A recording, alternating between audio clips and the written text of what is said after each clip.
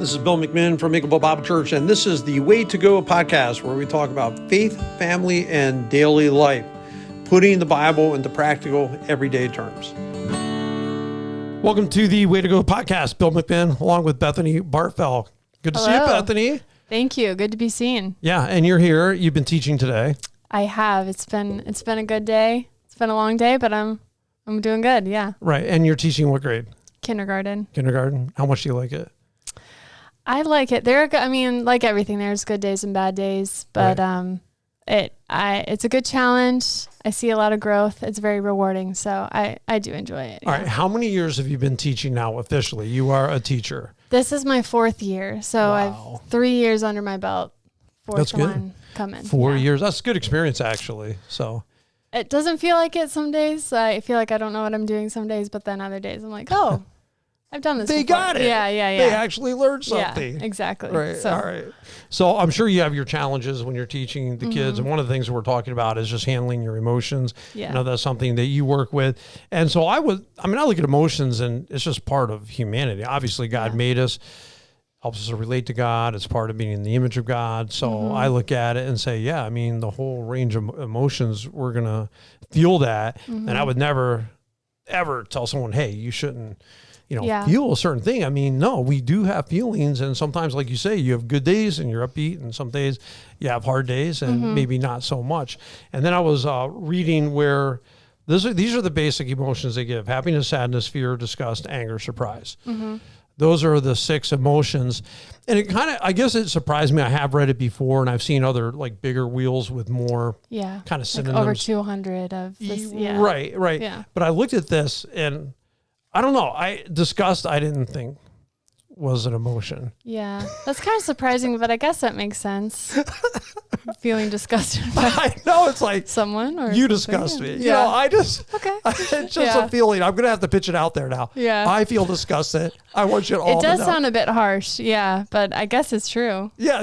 Because emotions are more of a response. They seem to be, from what I was researching, more of the unconscious reaction to different things. So these are the ways that we'll react to different circumstances, where your feelings, which I want to talk about today, are more sustained, more conscious. So the feeling of alienation, feeling frustrated, feeling of love, those kind of things are more sustained over time, where a feeling should be more of a reaction.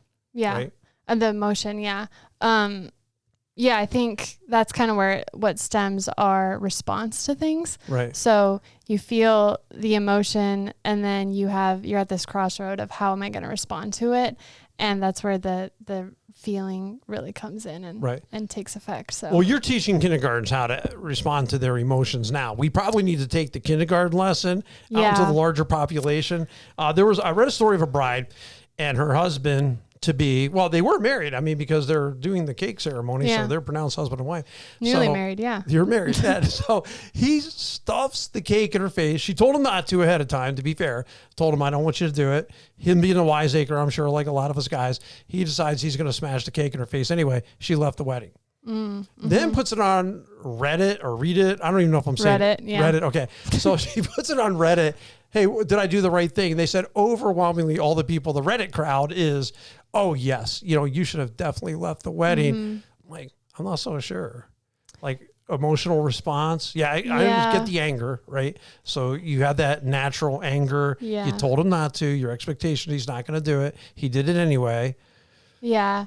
That's, if she talked to him about it and he still did it, that's a whole nother can of worms we won't get into. But I think just leaving the wedding out of, you kind of ruin the whole thing at that point. But that's where the response comes in. And it's like, I think if you want to retaliate against him leaving the wedding, but let's not forget. It's a power move. It is. Right. There's like 50, 100, 200, 300, depending on how big the wedding is. There are a lot of other people there that feel awful. And they're going to be like, I don't know if I really feel like dancing now that and that's going to be the thing that you, not only you're ruining it for everybody else, you're also ruining it for yourself, because that's what you're going to think of when you look back on, rather than, this was annoying, this was frustrating, but I didn't let it take over my whole day. And I think that's what our feelings do a lot of times. When we let them, they take over everything and they ruin a whole experience because of one feeling, and it just takes over. And then we're like, oh, that trip was terrible. That day was terrible. And it's like, it wasn't. It was just one thing that we let escalate into something bigger. That's a great point. Yeah, a lot of times it can be ruined because one person said one thing you didn't like. Well, the whole day was great. It was just that. Yeah. And we've all done it. We've all been there. And that's what I try and talk about with my kids, of just like, okay, this, they come back, this person did this in gym. Okay, let's leave it in gym. That happened in gym. Let's move on. This happened yesterday. Let's move on.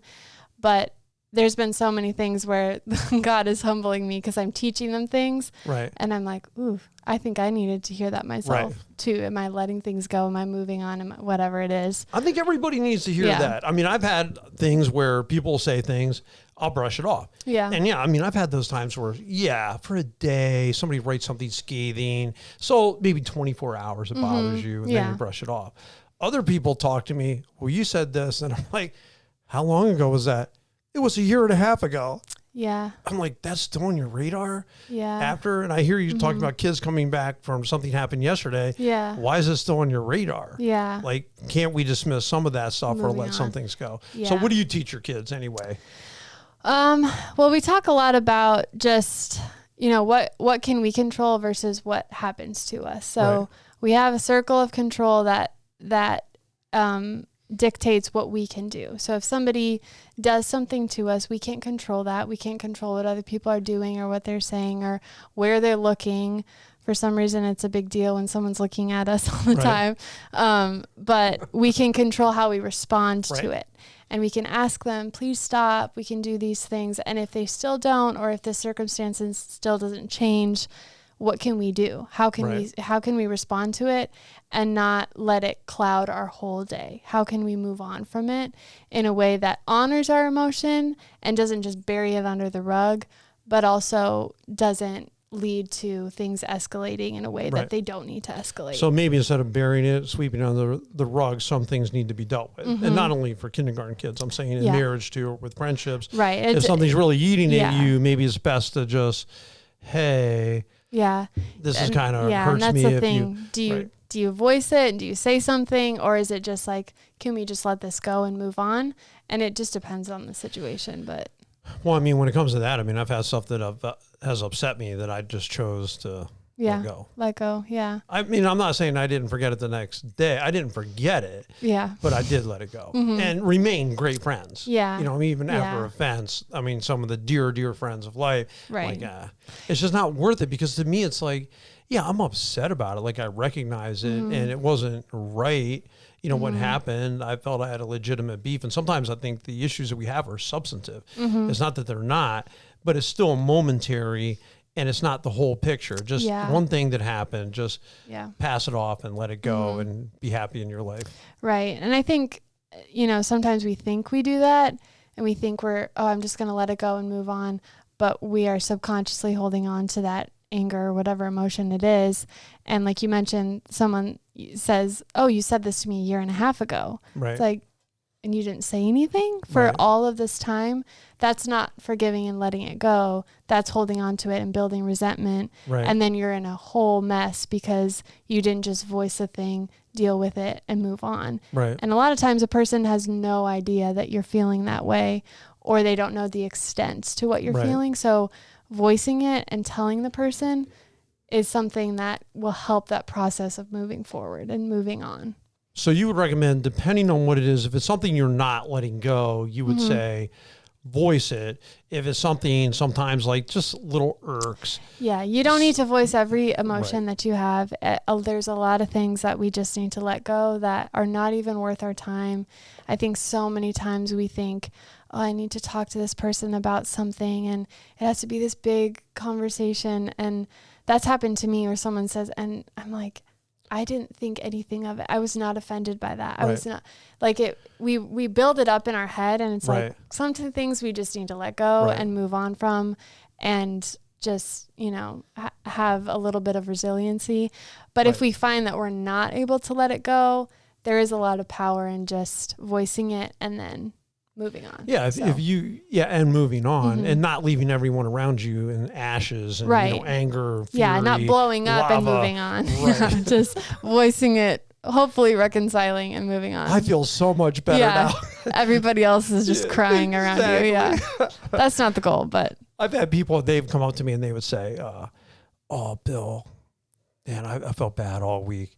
I said that to you going out the door, and I didn't even pick up on it. Yeah. I never thought enough to think about it. So sometimes if I'm ornery enough or in a jokester mood enough, I'm like, well, I wasn't mad about it. I didn't even realize you said it. Yeah. But now that you bring it up. Yeah. Now I am too. Yeah, right. Which I'm not, of course, because it was right. never a big deal. But it's always amazing, like you said, what a big deal somebody thinks something that they did. Oh, no, I've offended you or you upset. Yeah. You're not even thinking about it whatsoever. Yeah. So yeah, for sure. And I think another thing we talk a lot in my classes is hitting our pause button. So we pause and I tell them, because I'm not out of public school, so I can say this. Right. When we pause, we give room for the Holy Spirit Right. to intervene for us. Right. So we pause and we think, do I want to say this? Do I want to do this? And if the answer is no, if it's not the right time or it doesn't need to be said at all, then stop. Right. But that pause gives you the time to pray and let God intervene for you rather than just react and do whatever feeling that comes to mind and you just respond however you want. Then you can't undo it. It's done. It is. Whereas if you give that pause and prayer time, that's when you can make a little bit of a better, hopefully much better decision. Well, one of the things I do believe we're driving at is there has to be some semblance of control over your emotions. So some of the things that I become concerned about in our country is a lack of coping skills. Like you're saying, hit the pause button is a good way to cope with it. Pondering, is this something I can let go? Is it really something I need to talk about or express? Yeah, it kind of irked me. And I think all of us get, what would you say, like a zinger, or we get stung by somebody's words, and a lot of times, they didn't even mean it anyway, but it's just something that just hit us the wrong way for whatever. And some of that stuff, you can just choose to let it go. Yeah. But in road rage incidents, there are people that are dead today because of rage. Yeah. And that's the kind, I think of Simeon and Levi over what happened to their sister, tearing a city apart. I think of Cain and Abel, and God's telling Cain, you've got to get this under control. Yeah. And he didn't control it. And what happened, even Eve and her feeling of God's holding out on me, because she was told by the devil that, hey, he doesn't want you to be wise like him, and that's why he told you not to eat from the forbidden fruit. And so she starts to have that sense, instead of really evaluating that, is this like sense that I have really real? Is God really holding back on me? Is there did Abel really do anything to me? Is Abel really offended me, or am I just upset in life and taking it out on him? I think there has to be that process of just thinking it through. Yeah. I think every sin really stems from human pride. Everything. Right. I mean, Eve thinking she deserves to know as much as God does. Right. Cain and Abel, same thing. Like everything, jealousy, anything of they have what I want. Right. I should have that, whether I deserve it or not, or whether I earned it or not. And it when we don't acknowledge that pride in ourselves.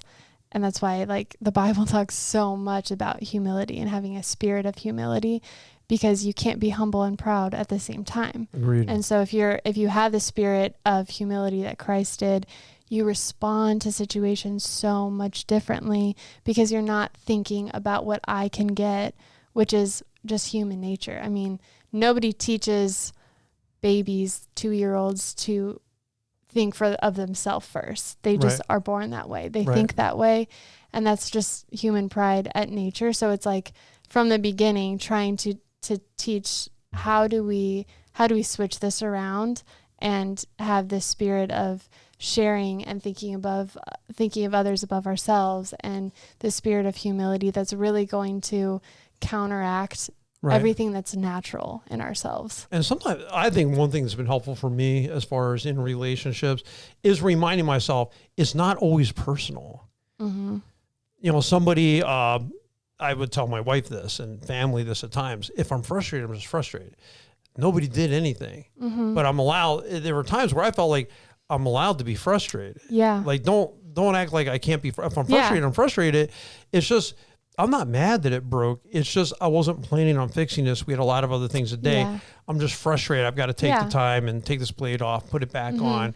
Could have been avoided, but I'm not yiping about it. I'm just frustrated. Yeah. And then everyone around you takes it personally, like they did something, like I've done something wrong. Where I would tell everyone, no, just remember, it's not personal. Right. It's nothing to do with you. You're just seeing me be frustrated. Don't take it like it's your fault. Yeah. And I think sometimes we take blame for that kind of stuff. Yeah, we do. Or, and I'm not saying that was you in this situation, but it's like, oh, I'm just feeling frustrated. And then you snap at someone. And then it does become personal because now you've brought me into your frustration and are taking it out on me when I had nothing to do with it. Right. I just happened to be around or, something like that. So that's why controlling our responses to emotions and feelings is so critical because it's okay to feel things. And I think even sometimes like there are people that say like road rage, they're so angry because someone cut them off. And to me, it's like that makes you angry. Right. You go from a 0 to a 10 just like that over something so mundane. You shouldn't feel that angry, but the reality is they do do feel that anger. So it's like, okay, how do we change the response of feeling that anger? And if that is dealt with properly, that anger response will die down and they won't be as angry as quickly. A lot of anger is between your left ear and your right ear. That's a fact. I mean, going back to the frustrations, no, I mean, you're not calling anyone names. You're not saying anything. You're not even interacting with the people around you. You're just frustrated. They can tell it, but they still feel a sense of responsibility. Yeah. So I think sometimes in marriage, especially, you feel a sense of responsibility for your spouse's happiness too, in some ways, and you want to contribute to that. And then if they're feeling down, you're wondering, well, what did I do? Could I have done something differently so you wouldn't have this frustration right now? But sometimes, no, it's just unavoidable. It's just life. Yeah, that's all that it is.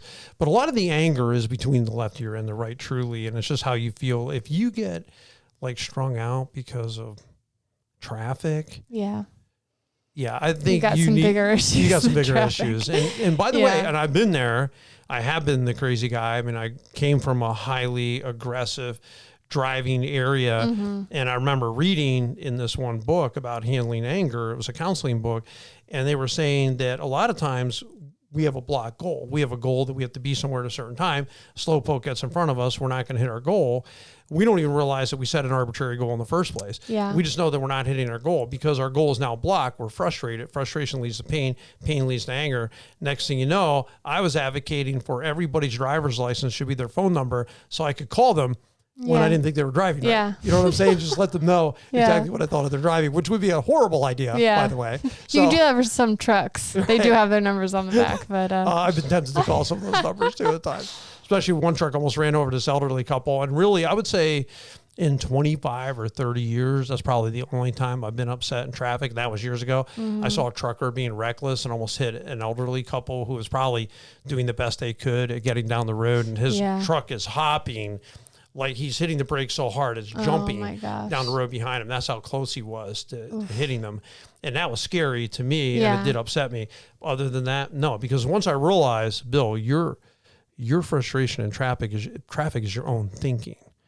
All you have to do is remove that goal. 6 minutes is fine. It doesn't have to be 5 minutes. Only you said it had to be 5 minutes. This applies to everything all the time. I totally. I think for so long, I'm very much like, I have every hour of my day mapped out where I'm going to wake up at this time and then I'm going to do this. And then by this time I'll do this. And if for some reason something didn't go according to plan, which most of the time it didn't, I would just be so upset and feel like a failure. And I didn't get all these things done. And I go to bed stressed and same thing. It was like, God was like, why? Right. One day it was just like, why do you think you need to do all of this in a day? Exactly. Why? I was like, I don't know. And once I let go of that and let go of that expectation that I had on myself or on other people of, I expected you to do all these things too. It was like, I felt like I had so much more time in the day. I felt like I just had peace of, this didn't get done. It's okay. And it just freed up so much just stress of, I felt like I had to control everything. If you're goal oriented, I guess controlling could be part of it, but I mean, if you're just goal oriented and you have certain goals, you're going to drive towards the goals. I mean, it's just who you are. But then you have to realize, like you said, well, if you don't get to all of it or don't get as much done as you want to, you can't let it get to you. Yeah. You know, like I had plans on, you know, hiking and stuff too, and I just had to give up.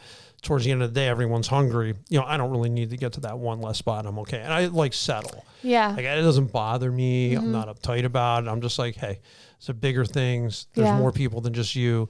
You're just kind of go, you can't do everything, Bill. And that was even on this last trip I was in, I was reminding myself, can't do everything. Yeah. It's okay. Yeah. You got a lot in. We did a lot of cool stuff. Can't do everything. It's okay. And that's stone patio project. I still have a barn to paint this year. I still have peppers to can this year. Yeah. And then we still your have, goals we are a still little have different than mine. level, right? I still have part of a field to cut.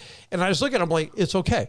Yeah. This fall, we're not even in fall yet. You still have October to do some painting. Still have other time yet. And it's okay. It's going to spread out longer than what you would like, but it is what it is. And I'm not going to stress out about it. And I don't stress out about it because I've learned over time, it's okay. Yeah. You can just change your goal. Exactly. And I think even just communicating your expectation of, especially when other people are involved, like, hey, I know a long time ago, Eric and I had realized we need to do this of what are we expecting to have done this weekend? What time are you going to get home? When are we going to be together? What do we need to get done around the house? Those kind of things. So we're both on the same page and we both expect the same thing. Right. Because when there's this unspoken expectation, there's a lot of room for just disappointment and resentment and all these things. And that's when you get it back into this, like, why are you mad at me? And then it just, and it all comes down to, I just didn't tell you what I wanted to have done. And then you're in this big mess that you didn't need to be in. Oh, there was frustrations raising children. I tell Jerry all the time, tell the kids every morning what you expect them to do, because when they come home not expecting to do anything and all of a sudden you're throwing on a chore list on them.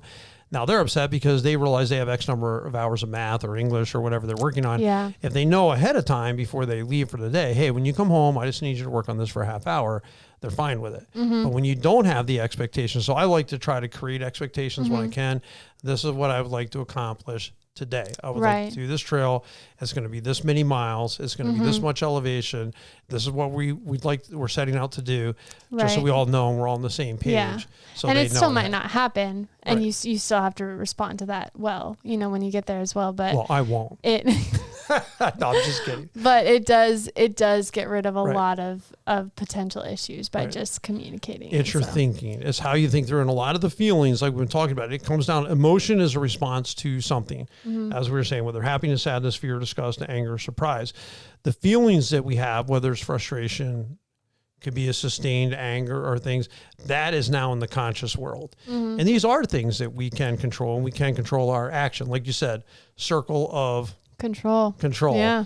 It reminds me of the circle of trust, which is kind of funny, which is from a movie, right? All right. So circle of control and then pause button. And these are kind of ways, and just think through it. Yeah. Change your goals. It sounds elementary, but it literally is elementary, but it is universal. Like everybody has to do it. You have to be slow. I taught them my class this last year, like slow to speak, quick to listen. That is our theme. Right. Seek first to understand, then to be understood. Like all of these kinds of things of just pausing, waiting, listening to resolve any potential issues. Because when we just respond to things, that's when things get bad. Right. So let's just listen first. Oh, it was just a miscommunication. Oh, we're good. Right. Let's figure it out then. Right. Yeah. No, I think you're right on. I appreciate you coming in today. Yeah, appreciate you all tuning in. Have a great and awesome week.